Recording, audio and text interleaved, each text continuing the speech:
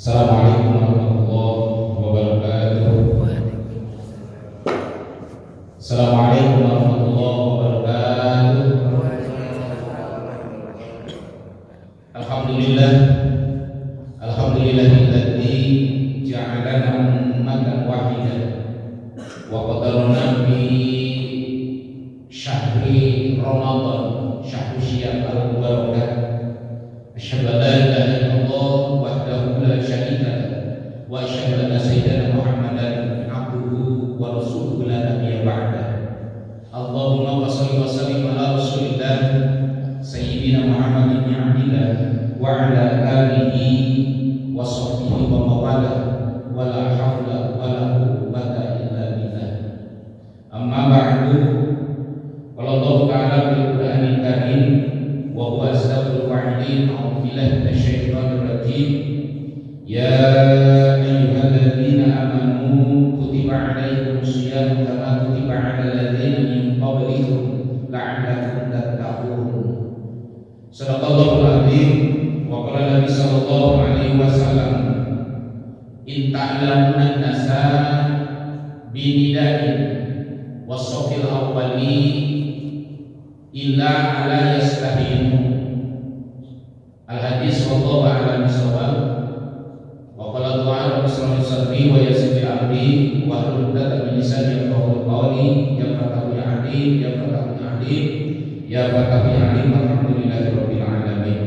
Ilahi anta maksudi wa liqabatu bi ahdini mahabbataka wa ma'rifataka. Ketua DKM beserta jajaran pengurus Masjid Besar Al-Farhan Komplek Kecamatan Ciamas yang saya hormati, para alim ulama, para kiai sepuh, para tokoh masyarakat, jamaah yang hadir pada pagi hari yang sangat dingin ini, yang insya Allah saya hormati dan insya Allah kita semuanya senantiasa dimuliakan oleh Allah Subhanahu wa Ta'ala. Pertama dan yang paling utama, marilah kita sama-sama panjatkan puji syukur serta syukur kehadirat Allah Subhanahu wa Ta'ala. Alhamdulillah, mengawali ibadah sahur di hari ke-17 bulan Ramadan tahun 1444 Hijriah. Alhamdulillah kita bertepatan hari ini hari ke-8 bulan April tahun 2023. Allah masih mengirodahkan kita, menentukan kita, mempertemukan kita, dan sekaligus tentunya Allah masih memberikan kekuatan kepada kita, kesehatan kepada kita, dan Allah masih mengiringi hidup kita dengan hidayah dan taufiknya, sehingga alhamdulillah di pagi dan mengawali ibadah sahur pada hari ini kita alhamdulillah masih bisa diawali dengan melaksanakan ibadah fardu subuh secara berjamaah, dan alhamdulillah tadi kita sudah sebelum sholat subuh kita awali dengan sholat sunat 2 rakaat yang senantiasa itu khairun minad dunya mafi, itu pahalanya lebih baik daripada dunia dan isinya. Dan mudah-mudahan ke depan kita akan melaksanakan ibadah sahur di hari ke-17. Semoga kita diberi keikhlasan, ketulusan, dan juga Allah memberikan kekuatan kepada kita semuanya sehingga kita bisa menyempurnakan ibadah sahur sesuai dengan syariat dan aturan yang sudah ditentukan dalam akidah atau kaidah keilmuan, terutama dalam keilmuan agama. Salawat dan salam semoga Allah curah limpahkan kepada junjungan kita Habibullah Karim Nabi Muhammad sallallahu alaihi wasallam, tak lupa kepada keluarga, sahabat, tabi'in, tabi'at, dan tentunya kepada kita selaku umatnya yang insyaallah kita berusaha sekuat tenaga semampu kita untuk selalu berada di atas sunnahnya, dan mudah-mudahan di akhirat kelak tentunya kita sama-sama mendapatkan syafaatnya.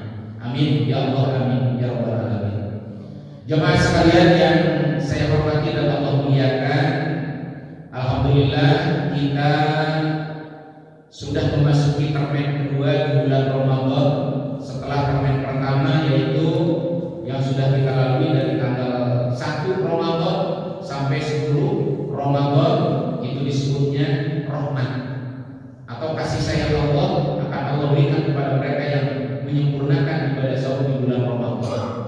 Alhamdulillah kita hari ini ya sudah masuk ke termen kedua, ya bahkan sudah separuh lebih termen kedua, di mana dijelaskan di situ adalah maghfirah, ampunan Allah Subhanahu wa taala. Maka barang siapa yang senantiasa beribadah sahur di 10 kedua di bulan Ramadan, maka insya Allah Allah Subhanahu wa taala akan mengampuni dosa-dosanya yang sudah lalu. Jadi ketika ada dosa kita yang belum sempat kita tobat, belum sempat kita menyesal atas dosa kita yang sudah diperlakukan oleh kita, dengan terus dan ikhlas kita melaksanakan puasa di bulan Ramadan ini, maka insya Allah dosa kita akan diampuni oleh Allah Subhanahu wa taala. Maka oleh karena itu, mudah-mudahan pada saat ini sesuai dengan kaidah-kaidah keilmuan dalam melaksanakan ibadah sahur di bulan Ramadan ini, terutama bulan Ramadan, ya. Karena bulan Ramadan ini di mana Allah Subhanahu wa taala ya dalam keterangannya memberikan keistimewaan ya bagi hamba yang senantiasa menyempurnakan ibadah sahur. Walaupun memang ibadah sahur ini yang kita rasakan ya kita banyak keluh kesah ya. Kadang-kadang kita merasa ya sedikit dalam hati kita merasa berat untuk melaksanakan puasa ya. Apalagi ketika terik matahari ya, ketika kita memang harus dituntut harus bekerja ya, tapi di sisi lain juga kita adalah satu muslim yang dipanggil oleh Allah Subhanahu wa taala untuk melaksanakan ibadah puasa ya. Maka Allah menyeru kepada orang-orang yang beriman ya. Ini ayat yang sudah populer ya, sudah tidak biasa, tidak asing lagi telinga kita.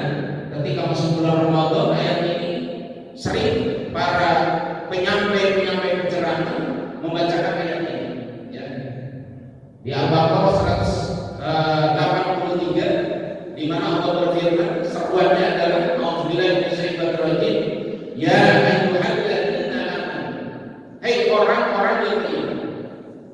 Jadi Allah Subhanahu wa taala ternyata tidak menyeru bagi orang yang tidak beriman.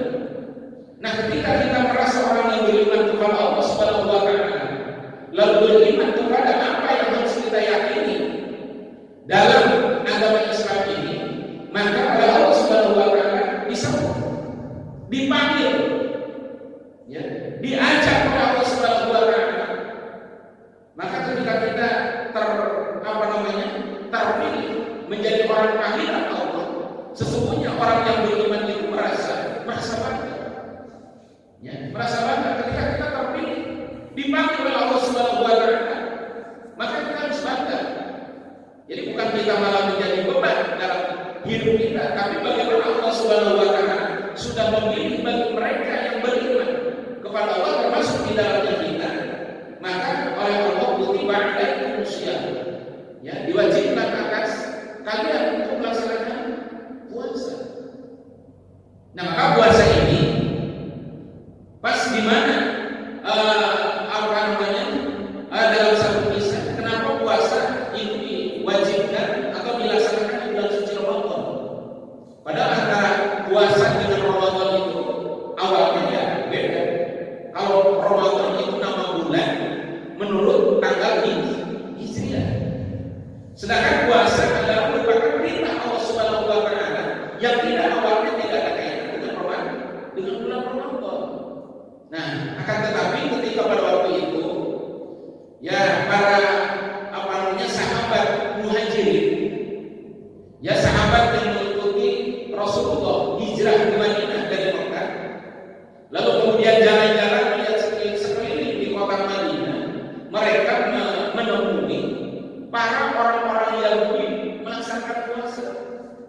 Jadi ketika kenalan dihampiri mereka, ternyata pada sedang melaksanakan puasa. Diamati, diteliti oleh sahabat muhajirin Rasulullah pada waktu itu ya, ternyata mereka melaksanakan puasa beberapa hari. Nah, Lalu kemudian si para sahabat Muhajirin itu datanglah kepada Rasulullah dan menyampaikan pengalaman yang ada di Madinah itu, disampaikan kepada Rasulullah. Ya Rasulullah, saya menyaksikan mereka orang-orang Yahudi, kok mereka melaksanakan pada tidak makan dan tidak minum di siang hari. Itu orang Yahudi. Nah, lalu bagaimana kita? Apakah karena kita adalah menjadi muhajirin, orang-orang yang hijrah, apakah kita harus mengikuti kebiasaan orang-orang Yahudi yang mereka pada melaksanakan puasa? Maka Rasulullah setelah mendapat pertanyaan dari para sahabat itu, Rasulullah diam sejenak. Ya, itu menurut keterangan satu kisah bahwa pertanyaan itu terjadi seminggu, bahkan 10 hari sebelum masuk ke bulan Ramadan. Berarti masih berada di bulan Sya'ban. Ya, di bulan Sya'ban. Ya. Lalu Rasulullah SAW diam sejenak, ya, memohon kepada para sahabat untuk Rasulullah berpikir. Ya, maka Rasulullah SAW itu in huwa illa wahyu yuha. Jadi tidak ada satu yang diucapkan, diputuskan oleh Rasulullah terkecuali itu adalah wahyu dari Allah Subhanahu wa taala. Maka ketika mendengar pertanyaan para sahabat Muhajirin pada waktu itu, ya, Rasulullah diam sejenak, tidak langsung menjawab apakah harus mengikuti apa yang dilakukan oleh mereka orang Yahudi berpuasa atau kita beda. Ya, karena mungkin merasakan kita ini adalah pendatang. Kan biasanya kalau pendatang itu harus bisa menyesuaikan. Kalau ada bahasa Sunda itu ada istilah mindah cari, mindah tampian, gitu kan?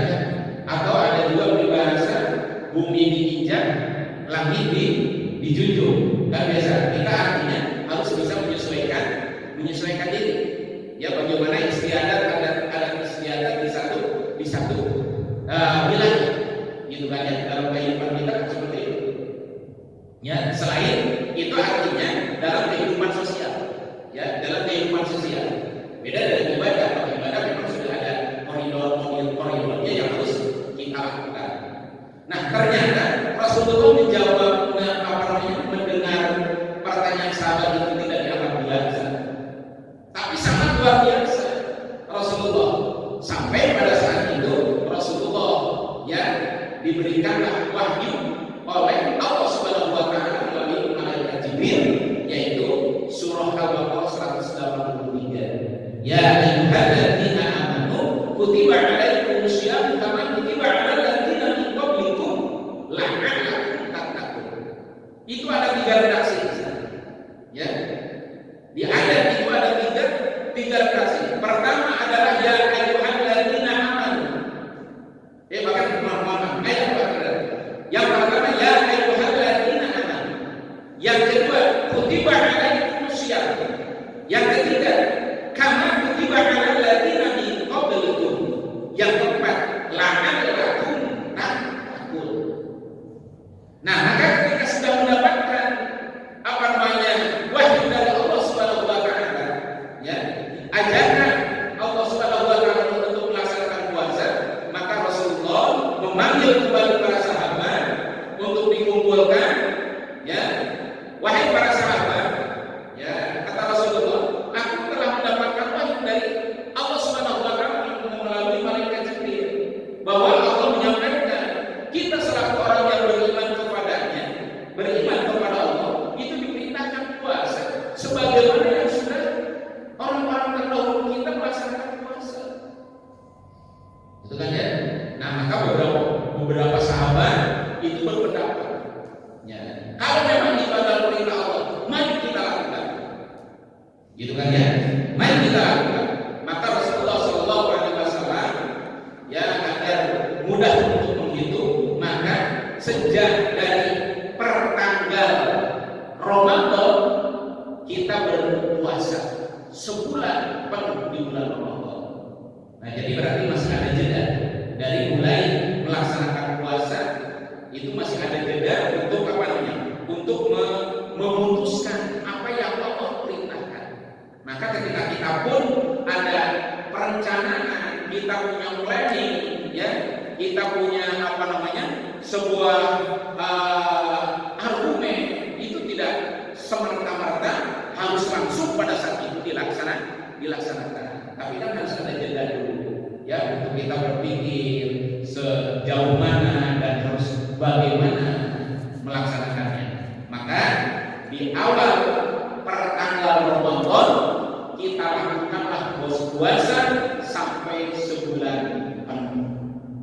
Nah, maka Ramadan ini yang dijadikan titik awal melaksanakan puasa yang Allah wajibkan.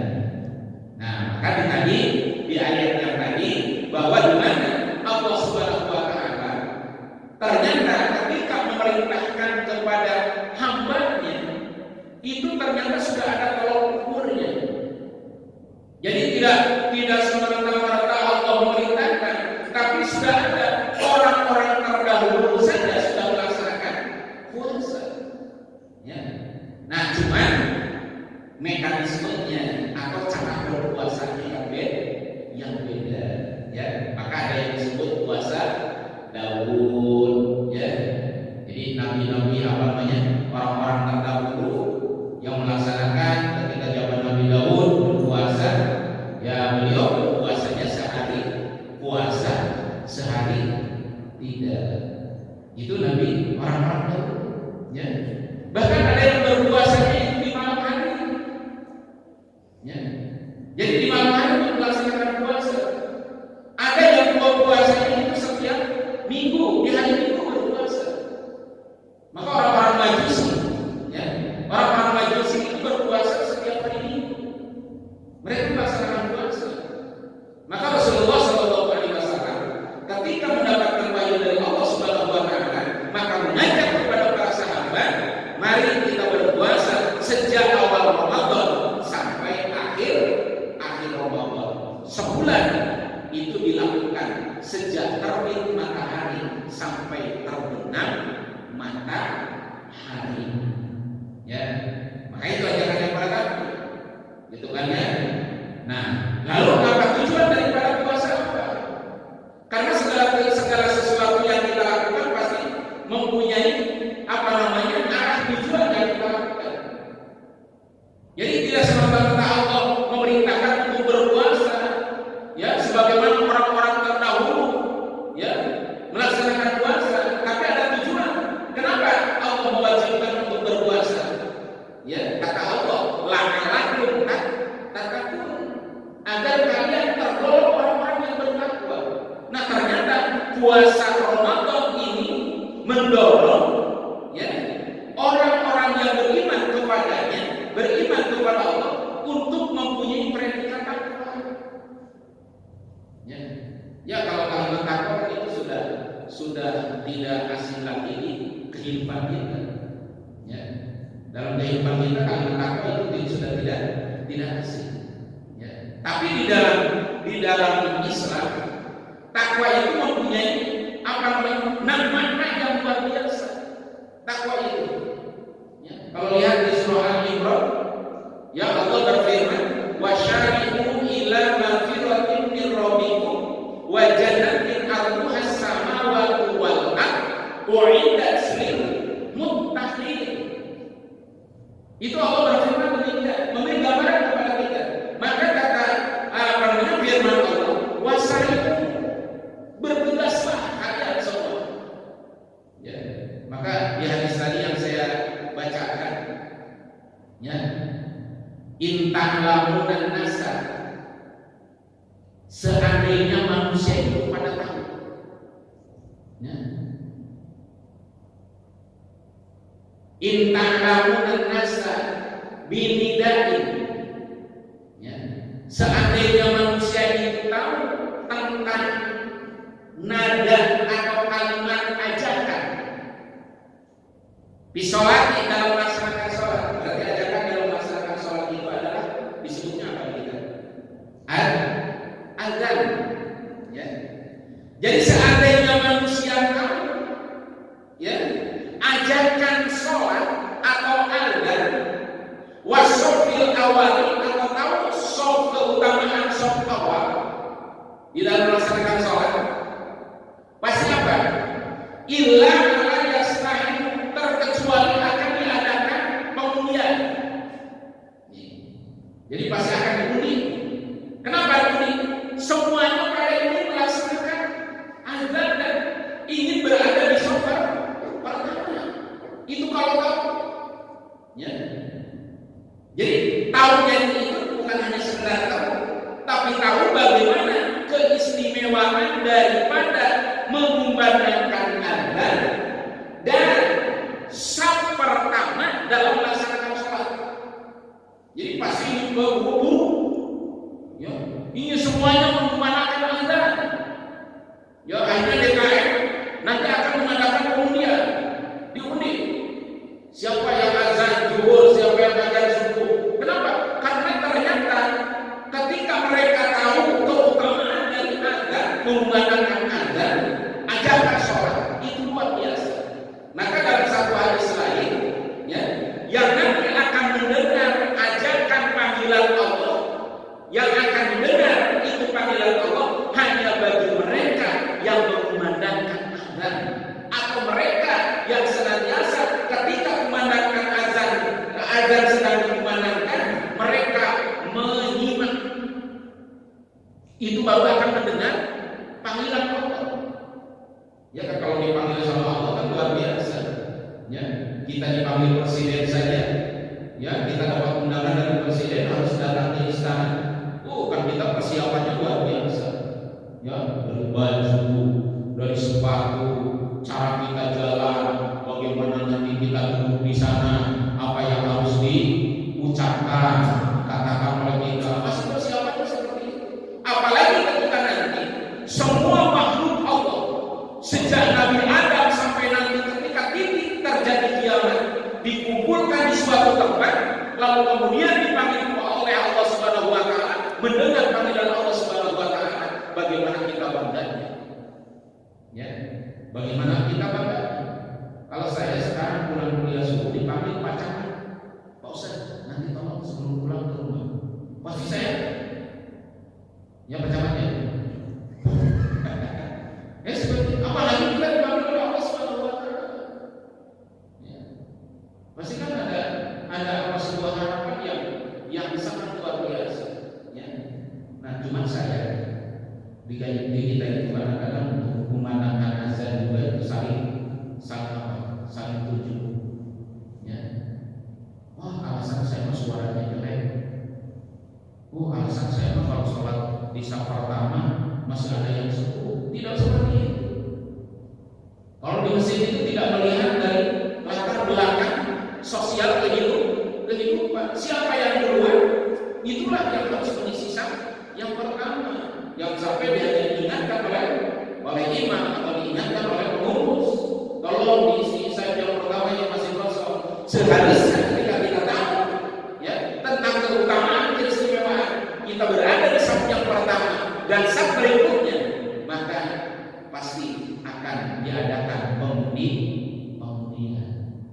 Masih akan diundi. Siapa yang keluarnya sekarang? Mungkin nggak beda seperti kita mengocok arisan.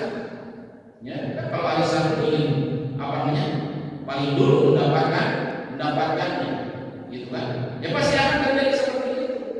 Jadi tidak lagi yang memandangkan ajar itu dimonopoli oleh sendiri, tidak. Pasti semuanya mau memandangkan azan. Ya, karena orang yang memandangkan azan, yasma'u bi nidaillahi ta'ala, itu akan mendengar ajakan panggilan Allah Subhanahu wa taala. Ya, cuma ya kita kadang-kadang ya apa tugasnya azan. Kan ada yang ditunjuk untuk azan. Boleh seperti itu. Tapi ketika ada kesempatan, kenapa tidak kita memandangkan azan? Ya, hayya 'alas shalah.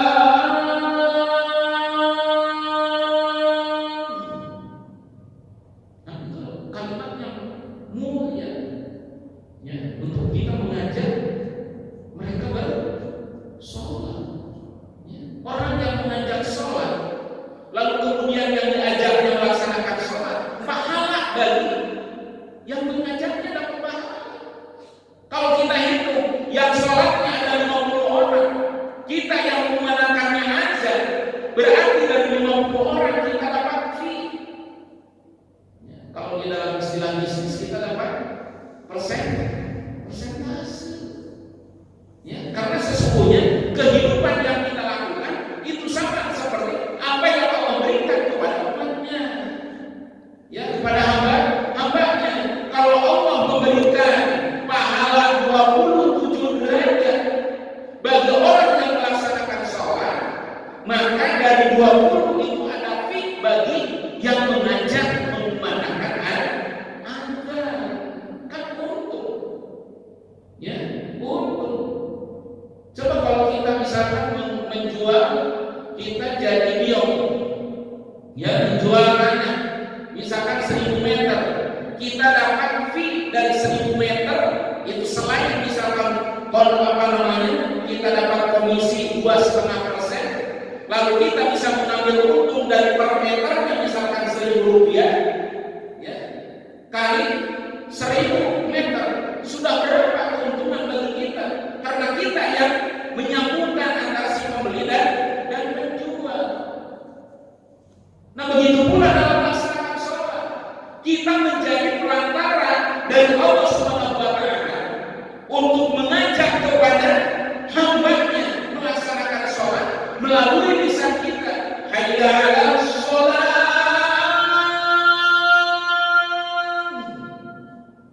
Lalu mereka pada melaksanakan sholat, berapa fee yang didapat oleh mereka? Itulah keistimewaan sholat, keistimewaan azan. Maka selain yang tadi, orang yang mengumandangkan azan akan mendengar ajakan Allah.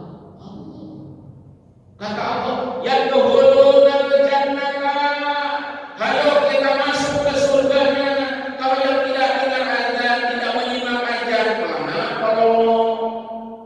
tidak kedengaran, ya, kayak seperti kami pelana orang yang pada sibuk lari, ini pelana.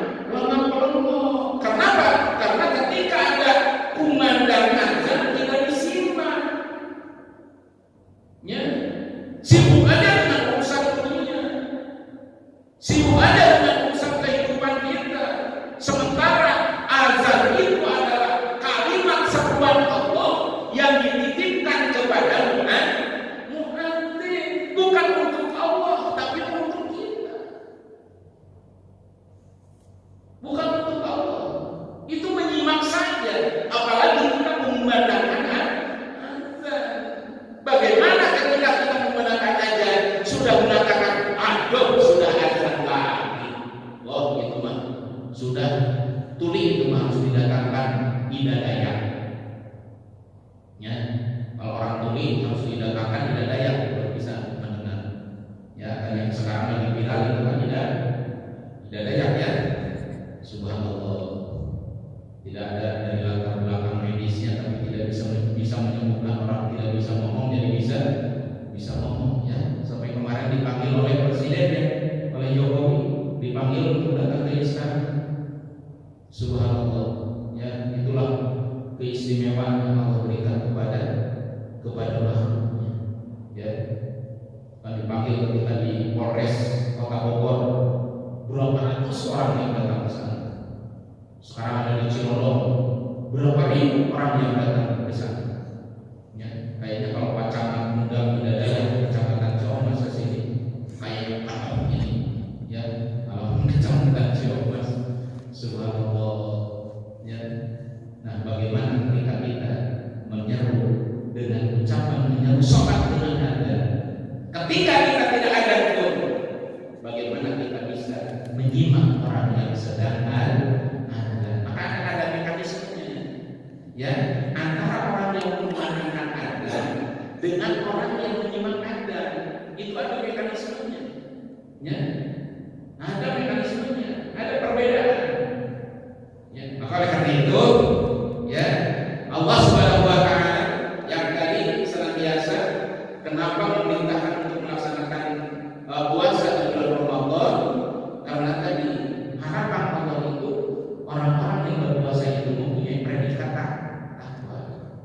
terdapat di ayat yang tadi saya bacakan di surah Al-Imran itu adalah al-jannatu u'idat lil muttaqin. Surga itu tempat kembalinya mereka yang bertakwa. Nah, pertanyaannya, kita kan segala sesuatu pasti kan suka ada apa namanya, ingin ada apa namanya yang itu disebutnya hasilnya, atau ingin tahu lah cirinya itu seperti apa. Maka di ayat berikutnya yang disebut atau ciri orang yang bertakwa, mempunyai predikat apa itu? Yang pertama, alladzina yunfiquna fisarroi wa dharroi. Jadi ciri takwa yang pertama, apakah kita dengan diri kita itu sudah punya predikat takwa, yang ketika kita punya predikat takwa berhak untuk mengisi surganya Allah Subhanahu wa taala yang luasnya adalah seluas langit dan seluas bumi, ya kan dijelaskan apa namanya, surga itu adalah seluas langit dan seluas bumi, diperuntukkan bagi mereka yang bertakwa. Maka ketika dalam jiwa kita, di dalam diri kita sudah punya apa namanya, kebiasaan yunfikuna fisarroi wa dharroi, ya, menginfakkan, membelanjakan ketika lapang atau kita sedang sempit. Jadi kita berinfak kita lagi banyak atau lagi sedikit, kita ingin berinfak. Nah, pertanyaannya, infak yang mana yang paling utama? Infak yang utama itu adalah infak fi nafsihi wa ahlihi. Ya, kita berinfak kepada diri sendiri dan berinfak kepada keluarga. Ya, menjadi seorang yang korek, ya, duit mau banyak, tapi makannya seadanya. Padahal duitnya banyak, uangnya banyak, tapi pakaiannya compang-camping, misalnya. Ya, makanya apa namanya, di apalagi di zaman seperti milenial canggih seperti sekarang, beda dengan orang tua dulu ya. Kalau orang tua dulu bahkan apa namanya, kalau mau nyuci saja mereka harus nimba dulu, ya. Terus kalau mau masak harus nyalain hawu, ya. Belum 1 jam itu hawu belum bisa untuk dipakai masak. Tapi kenapa mereka tidak bermasalah? Ya, pada waktu itu tidak masalah. Makanya wajar kalau dulu bangun untuk sahur itu jam 1. Ya, kalau kita bangun jam 4 saja kita udah tinggal apa coba? Paling tinggal air di dispenser sudah ada yang panas. Ya. Masya Allah. Maka ketika kita ada di zaman seperti sekarang serba mudah itu, maka pantas kata Allah, fabi ayyi ala'i rabbikuma tukadziban. Nikmat apalagi, nikmat aku apalagi yang akan didustakan? Alasan apalagi kalau kita berat untuk sholat berjamaah di masjid? Alasan apalagi untuk kita tidak mau berkumpul dengan masyarakat? Apa sih yang menjadi halangan sulit itu? Ya, orang tua dulu kita tidur pun hanya beralaskan kita sekarang tidur sudah pakai sleeping bed, dingin nggak harus pakai dingin. Kalau dulu kan harus bakal dingin hari-hari. Sekarang tinggal cetrek AC dingin.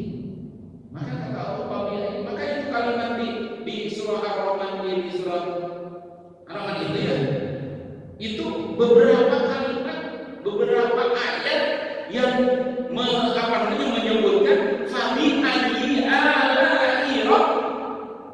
Siapa yang tahu ada berapa ayat fabi ayyi ala'i rabbikum tukadziban? Hah? Enggak satu. Subhanallah. Itu apa tujuannya? Artinya apa? Bahwa kita itu banyak yang senantiasa, kita itu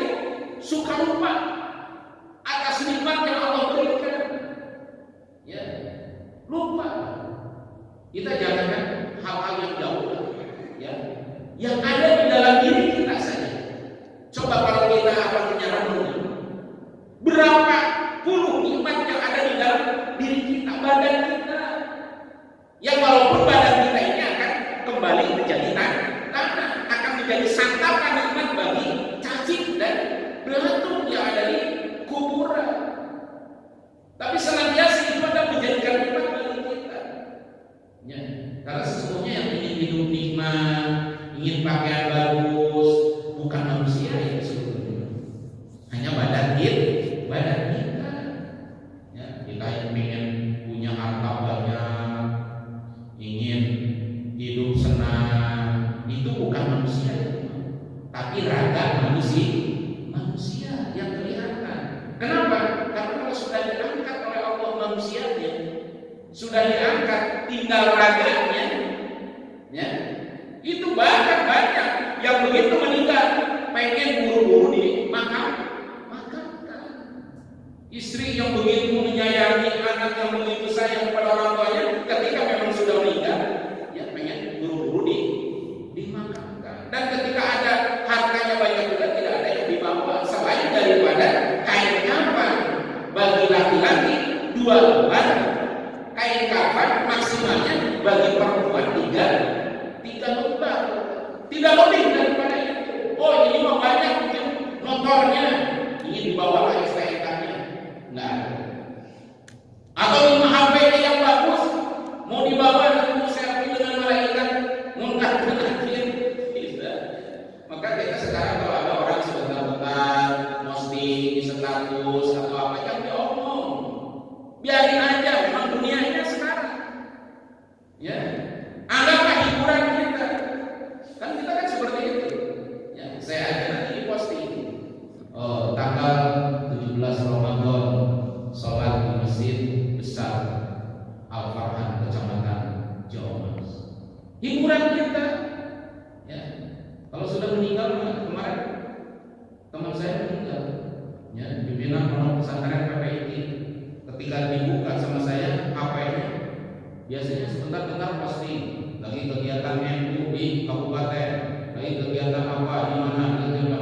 Pas kemarin begitu meninggal, besoknya sama saya lihat nggak ada apa-apa. Saya pikir sedang selfie dengan malaikat karena akhir di kuburan, nggak ada. Ya, maka itu dunia, nikmati saja.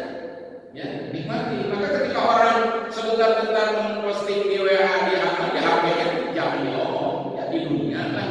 Ya, karena di dunia itu ada adunya rayun. Dunia itu adalah permainan. Dunia ini adalah hiburan. Maka ketika kita sedang ada di dunia, ya, di dunia ini, ya kita pakai, pergunakan. Mudah-mudahan menjadi menjadi alat untuk kita beribadah kepada Allah Subhanahu wa taala. Ya. Jadi yang pertama tadi, ciri orang yang bertakwa itu adalah alladzina yunfiquna bisyarra, ya namanya alladzina yunfiquna bisyarra wal dharra, orang yang gemar menginfakkan, membelanjakan hartanya, ya, di kala lapang atau di kala sempit. Nikmati, karena dunia itu kan, dunia itu terbagi 3 kan. Harta kita itu yang dimakan jadi kotoran, yang disedekahkan jadi ganjaran yang akan menemani kita, yang ditinggalkan akan menjadi rebutan. Banyak yang hartanya ditinggal meninggal sama anaknya jadi rebutan karena tidak adil, tidak menjalankan syariat yang sudah diatur dalam Islam.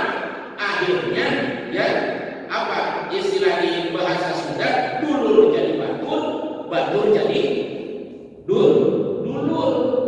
Ya, akhirnya kakak dengan adik jadi tidak harmonis lagi karena berebut harta. Maka harusnya seimbang, yang dimakan berapa sehari, yang diinfakkan untuk bekal kita berapa, yang dimakan, yang ditinggalkan berapa, harus seimbang. Jangan yang untuk bekal kita malah sedikit, ya. Nah, maka ada jelas, ada keterangan kan, al-yauma la yanfa'u malun wala banun illa man atallaha bi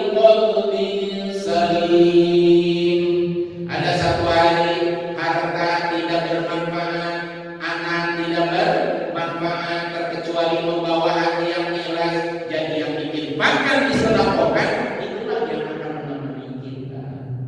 Ya, yang akan menemani kita dengan yang 100, 200, 1000, 2000 yang kita infakkan, ya dengan ikhlas sedekahkan itulah yang akan menemani kita. Yang ditinggalkan akan menjadi rebutan. Yang dimakan tiap hari ini, apalagi bulan puasa, sibuk mencari untuk dimakan. Ya, coba di jalan raya kalau sore hari mencari untuk yang dimakan untuk apa namanya futur. Ya, jalan sampai macet. Ya, lihat coba di mana-mana sekarang. Ya, di Cipar, di Bila Ciromas, Bukit Asli. Subhanallah, mencari yang sekarang mungkin akan disimpan di speed tank, ya, yang dicari sibuk-sibuk, ya subhanallah. Yang kedua, ciri orang yang bertakwa, yang harapan Allah dari melaksanakan puasa itu adalah apa namanya? Wal kadhimina itu orang yang bisa menahan amarah, ya, yang tidak merasa apa namanya narasulah itu apa ya? Ngeluh. Kalau bahasa Inggris ya, bahasa Indonesia ngeluh, tidak ngeluh. Aduh, udah bulan puasa lagi, ya. Baru mau tidur sudah harus makan sahur lagi. Aduh, harus lapar.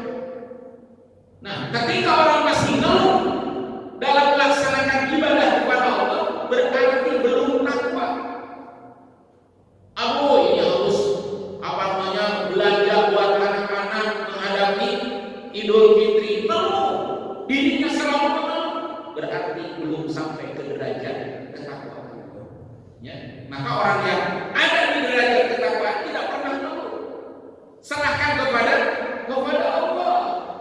Ya, karena Allah sudah menjanjikan wa ma min dabbatin fil ardi illa 'ala Allahi rizquha.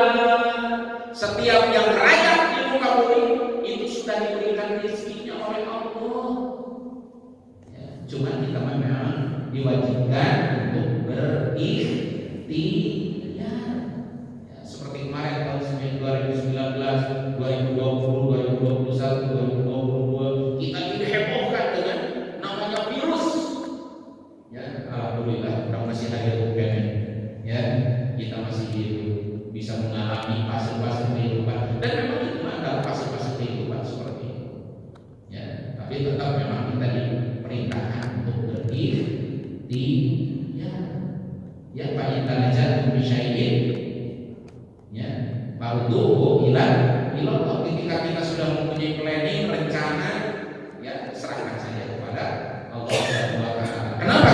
Karena kita melakukan bahkan illa billahil aliyil azim. Kita mah tidak berdaya, tidak berupaya, terkecuali apa? Kecuali kehendak dari Allah Subhanahu wa taala. Ya, jadi hidup itu jangan ngeluh. Jadi kalau kita hidup ngeluh, mau sholat ngeluh, mau puasa ngeluh, mau cari kehidupan ngeluh, mengurus keluarga ngeluh, mengurus rumah tangga ngeluh, nah berarti itu belum sampai ke derajat ketakwaan. Itu karena Allah Subhanahu wa taala. Ya, karena orang yang bertakwa itu wal kadhimina, orang yang bisa menahan amarah, rasa keluh kesah. Ya, dulu kan ada lagu keluh kesah, resah dan gelisah, menunggu di sana di sudut sekolah. Dulu kan ada lagu itu. Mengenang kita ya, belum merasakan subhanallah. Jadi kita tidak boleh mengeluh. Jadi kalau dalam diri kita masih ada ngeluh, ya, amarah, berarti kita belum ada di derajat ketakwaan.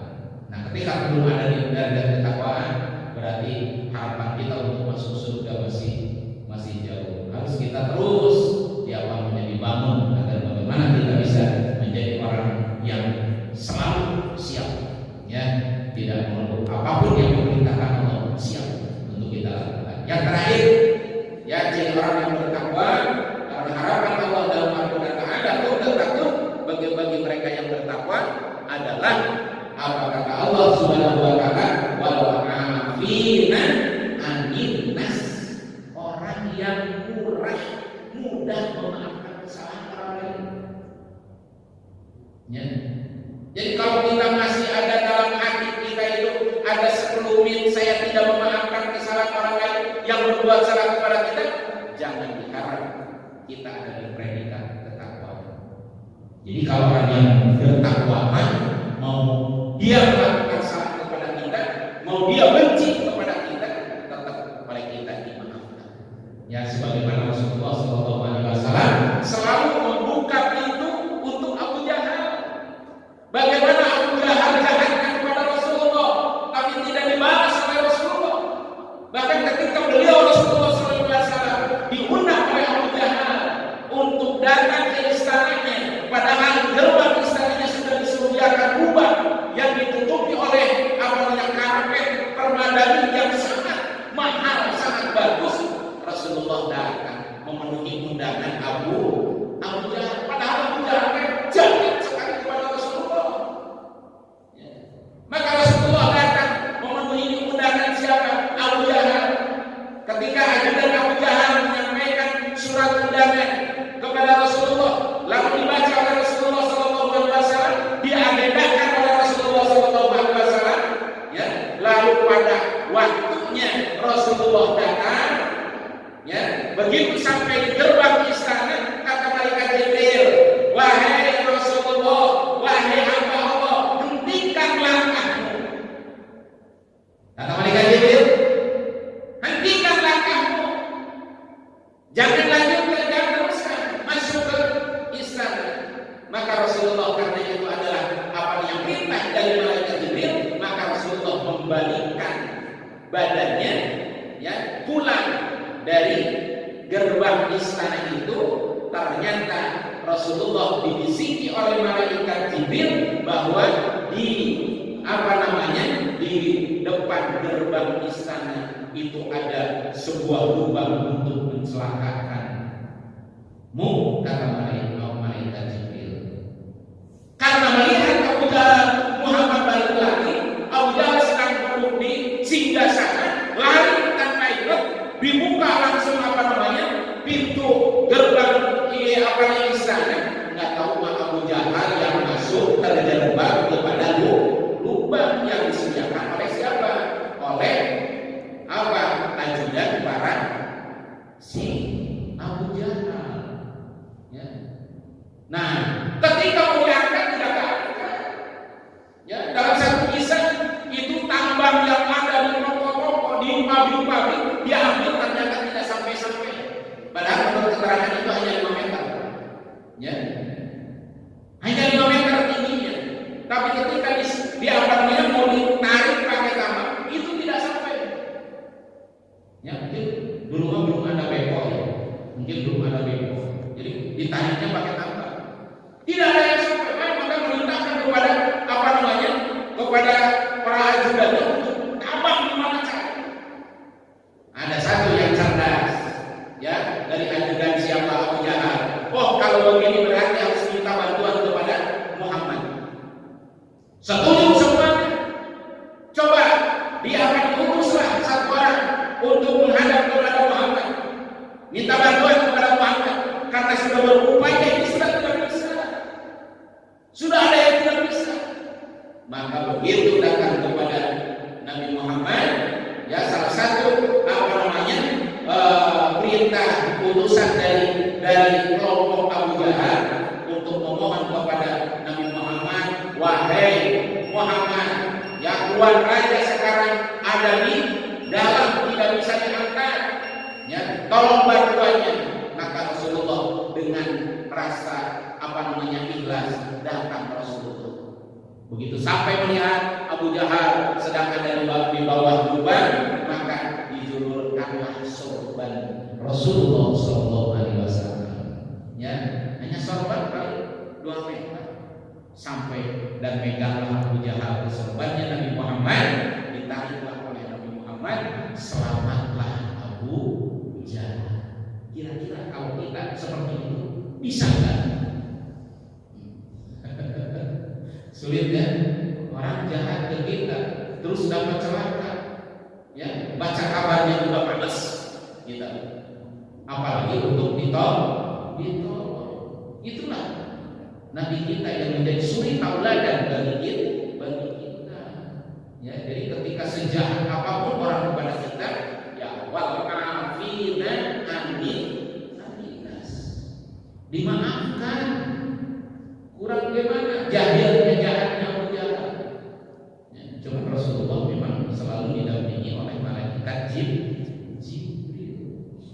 Nah, maka oleh karena itu mudah-mudahan momentum Ramadan tahun ini yang kita mungkin sekarang ada di Paskah, ya penyebaran virus, alhamdulillah kita sekarang sudah bisa bergerak lah secara bebas, sholat berjamaah sudah bebas, ya kita kumpul-kumpul alhamdulillah sudah bebas, walaupun kita tetap masih ada di koridor kehati-hatian, ya kita tetap jaga kesehatan, karena kesehatan itu adalah al-aqlu salim bil jismi, saling akan kesehatan itu akan menjadikan jiwa kita itu menjadi selamat karena badan kita sehat. Ya, maka kita selalu memohon kepada Allah Subhanahu wa taala di momentum yang sangat mulia bulan Ramadan tahun ini, bulan puasa tahun ini, mudah-mudahan kita semuanya senantiasa tergolong hamba-hambanya yang mendapatkan kebahagiaan dunia dan kebahagiaan akhirat. Demikian yang dapat saya sampaikan. Mohon maaf bila ada tutur kata yang kurang berkenan, ada bacaan yang tidak pantas untuk saya sampaikan.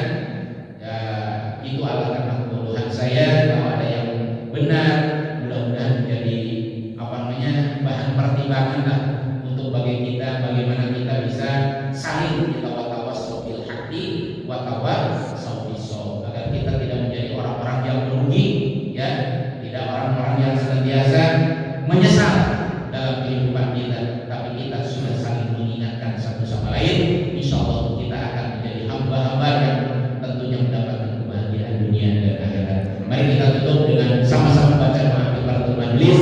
A'udzubillahi minasyaitonir rajim. Bismillahirrahmanirrahim. Subhanakallahumma wa bihamdika asyhadu an la ilaha illa anta astaghfiruka wa atubu ilaik. Wa lakum minkum